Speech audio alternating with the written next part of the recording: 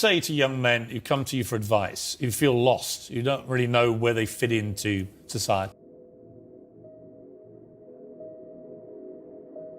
I say that life as a man is exceptionally difficult. I say the most beautiful and the most terrifying thing about being a man is you're born without value. Society doesn't care about you. You're only going to be cared about based on how useful you are.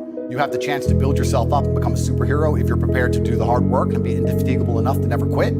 But if you're going to stand around and wait for a handout, nobody's going to ever respect you. And I think that a lot of people have forgotten about how difficult and how competitive it is as a man. We're always in constant competition with each other. And it's your duty as a man to stand up and say, I want to be as important and strong and good-hearted and God-fearing as possible. And I need to work hard to achieve those things. All these people who talk about toxic masculinity and how bad it is for men to be traditionally masculine. A traditionally masculine man does things he doesn't feel like doing because it is his duty to do them. He charges into the building because it is his duty. Not because he feels like it, because it is his duty. We're now teaching the new generation of men that they don't have duty and they can just act on their feelings and act how they feel, and they don't have to act as a man should. Do you know what happens when you get men who just act how they feel?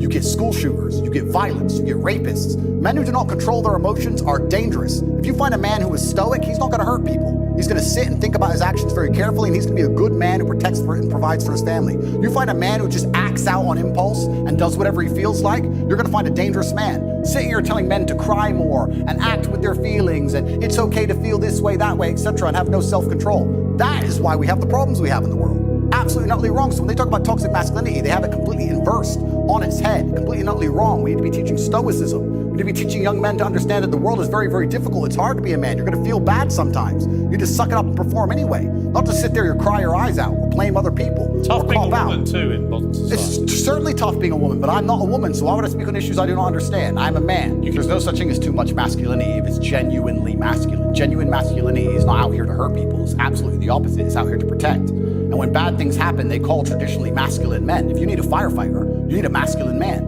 When you call the police because of the problem you have, you want masculine men.